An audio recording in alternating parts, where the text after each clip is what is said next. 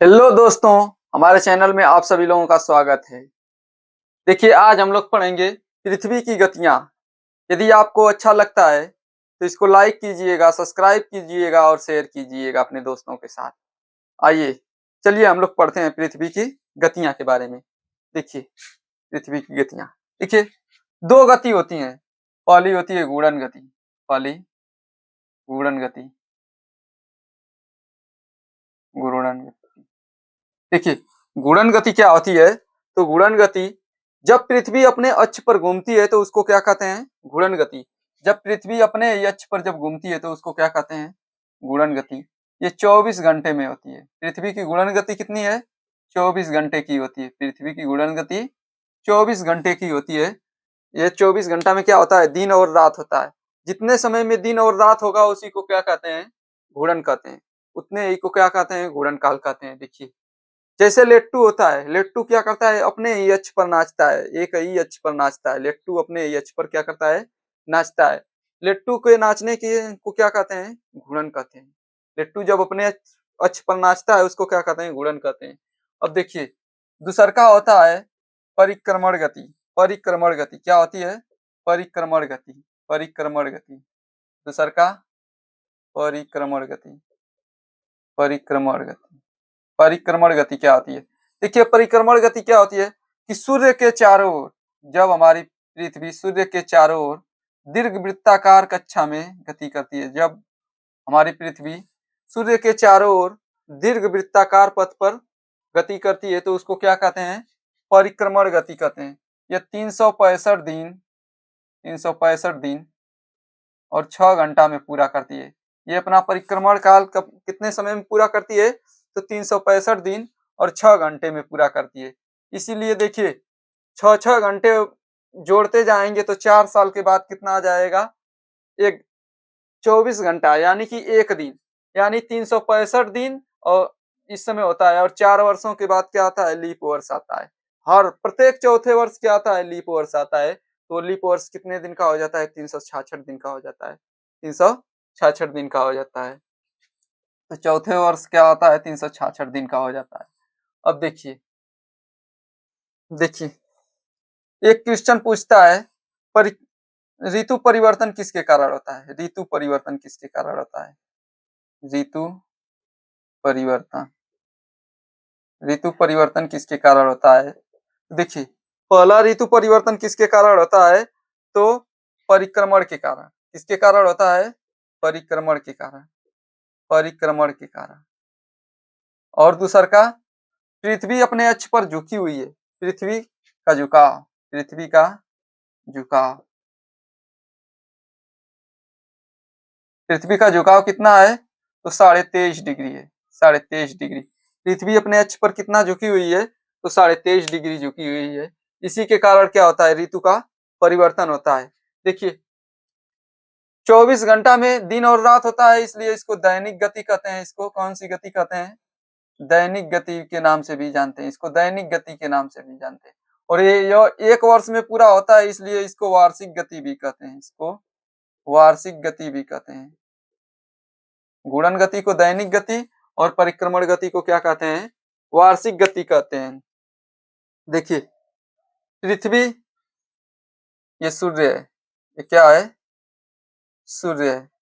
और पृथ्वी सूर्य के दीर्घ पथ पर क्या करती है? दीर्घ वृत्ताकार पथ पर चक्कर करती है, गति करती है या चक्कर लगाती है। तो देखिए, यह सूर्य हो गया, यहाँ पे पृथ्वी है और यहाँ पे पृथ्वी। अब देखिए, औसत इसकी दूरी देखते हैं तो औसत दूरी कितनी होती है? तो 14.98 करोड़ किलोमीटर, करोड़ किलोमीटर है। 14.98 करोड़ किलोमीटर है। ये औसत दूरी देखते हैं तो पृथ्वी और सूर्य के बीच की औसत दूरी 14.98 करोड़ किलोमीटर है। और देखिए, जब पास आती है, जब सूर्य के पास रहती है तो इसको क्या कहते हैं? उपसौर। क्या कहते हैं? उपसौर। जब पास में आती है तो उपसौर कहते हैं। उपसौर, उपसौर। और जब दूर रहती है तो क्या कहते हैं इसको? अपसौर। दूर जब रहती है तो इसको क्या कहते हैं? अपसौर। अपसौर। ये देखिए, जब दूर रहती है तो उसका वो कितने किलोमीटर दूर होती है, जब पास रहती है तो कितना पास होती है। तो जब पास होती है, सूर्य और पृथ्वी के जब पास होते हैं तो उनके बीच की दूरी कितनी होती है, तो 14.70 करोड़ किलोमीटर होती है। करोड़ किलोमीटर होती है, 14.70 करोड़ किलोमीटर होती है।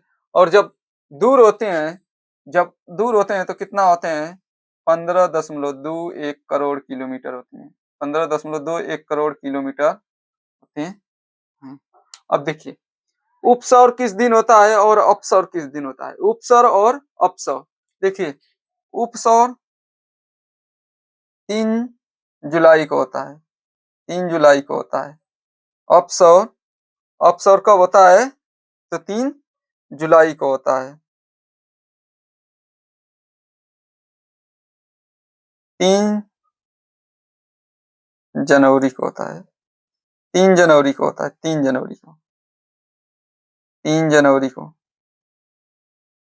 उपसौर कब होता है, तो 3 जनवरी को।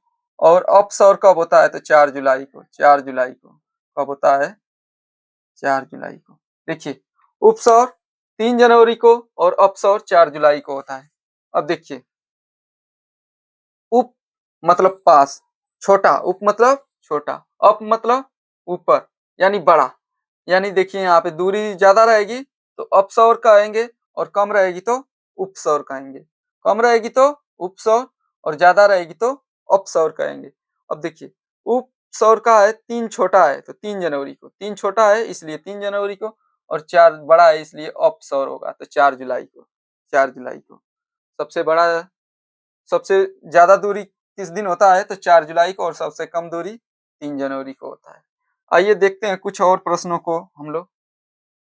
रुकिए, इसको पहले मिटाना पड़ेगा। देखिए, यहाँ पे देखिए क्या है, पृथ्वी है। यहाँ पे देखिए पृथ्वी बना दे रहे हैं। अब देखिए, ये विषुवत रेखा है। विषुवत रेखा क्या करती है, पृथ्वी को बीचों बीच काटती है, 2 बराबर भागों में बांटती है, एक नॉर्थ और एक साउथ के रूप में। अब देखिए, यह क्या है, कर्क रेखा है और यह मकर रेखा। कर्क रेखा और मकर रेखा और विषुवत रेखा या 0 डिग्री रेखा। अब देखिए, यह सूर्य है। जब सूर्य की किरणें विषुवत रेखा पर, जब सूर्य की किरणें विषुवत रेखा पर लंबवत पड़ती हैं, जब सूर्य की किरणें विषुवत रेखा पर क्या करती हैं, लंबवत पड़ती हैं, तो दिन और रात क्या होते हैं, बराबर होते हैं। तो दिन और रात क्या होते हैं, बराबर होते हैं। इस घटना को विषुव के नाम से जाना जाता है। किस नाम से जाना जाता है, विषुव के नाम से जाना जाता है। विषुव के नाम से जाना जाता है। और यह कब होता है, तो 23 मार्च, 23 मार्च, 21 मार्च, 23 मार्च नहीं, 21 मार्च और 23 सितंबर को। 21 मार्च और 23 सितंबर को। 21 मार्च और 23 सितंबर को। दिन और रात बराबर कब होता है, तो 21 मार्च और 23 सितंबर को होता है। 21 मार्च को क्या कहते हैं, वसंत ऋतु कहते हैं। वसंत ऋतु, वसंत ऋतु, वसंत ऋतु के नाम से जाना जाता है। और 23 सितंबर को शरद ऋतु के नाम से जाना जाता है। शरद ऋतु के नाम से जाना जाता है। इस दिन दिन और रात क्या होते हैं, बराबर होते हैं पूरे गोलार्धों में। देखिए, 21 मार्च और 23 सितंबर को, इसको वसंत ऋतु के नाम से और इसको शरद ऋतु के नाम से जाना जाता है। अब देखिए, यही सूर्य की किरणें कहाँ पे पड़ती हैं, जब सूर्य की किरणें लंबवत कर्क रेखा पर पड़ती हैं। जब सूर्य की किरणें लंबवत कर्क रेखा पर पड़ती हैं तो क्या कहते हैं, कर्क रेखा पर क्या होता है कि दिन सबसे बड़ा होता है। दिन सबसे बड़ा होता है और सबसे छोटी रात होती है। दिन सबसे बड़ा होता है और रात सबसे छोटी है। ये 21 दिन होता है तो 21 जून को होता है। 21 जून को क्या होता है, सबसे बड़ा दिन, उत्तरी गोलार्ध में सबसे बड़ा दिन और सबसे छोटी रात होती है। और देखिए, इसी का उल्टा इधर होता है, दक्षिणी गोलार्ध में। दक्षिणी गोलार्ध में क्या होगा, इधर दिन सबसे बड़ा होगा तो इधर दिन सबसे छोटा होगा। इधर दिन सबसे बड़ा तो दिन इधर क्या होगा, सबसे छोटा। इधर रात सबसे छोटी होगी तो इधर रात क्या होगी, सबसे बड़ी होगी। इधर रात सबसे छोटी होगी तो रात सबसे बड़ी होगी, विपरीत होता है। अब देखिए यही क्या हो जाए कि पृथ्वी की सूर्य का प्रकाश मकर रेखा पर लंबवत पड़ने लगे। सूर्य का प्रकाश क्या होने लगे, मकर रेखा पर लंबवत पड़ने लगे। जब मकर रेखा पर लंबवत पड़ेगा तो देखिए मकर रेखा पर लंबवत पड़ेगा तो यहाँ पे क्या होगा, दिन सबसे बड़ा होगा। दक्षिणी गोलार्ध में दिन सबसे बड़ा होगा और रातें क्या होगी, सबसे छोटी होंगी। यह किस दिन होता है तो 21 दिसंबर को होता है, 21 दिसंबर को होता है। दक्षिणी गोलार्ध में सबसे बड़ा दिन और सबसे छोटी रात पाई जाएगी, और उत्तरी गोलार्ध में इसका उल्टा। यदि यहाँ पे सबसे बड़ा दिन होगा तो यहाँ पे क्या होगा, सबसे छोटी रात होगी, सबसे छोटा दिन होगा। यहाँ पे सबसे बड़ा दिन तो यहाँ पे सबसे छोटा दिन, और यहाँ पे छोटी रात होगी तो उधर क्या होगा, बड़ी रात होगी। इधर छोटी रात होगी तो उधर बड़ी रात होगी। देखिए हम उम्मीद करते हैं कि ये वीडियो आपको अच्छा लगा होगा, और आप 1 से 2 बार पढ़ेंगे तो आपको पूरा पूरा याद हो जाएगा। आप इस वीडियो को लाइक कीजिएगा और हमारे चैनल को सब्सक्राइब कीजिएगा।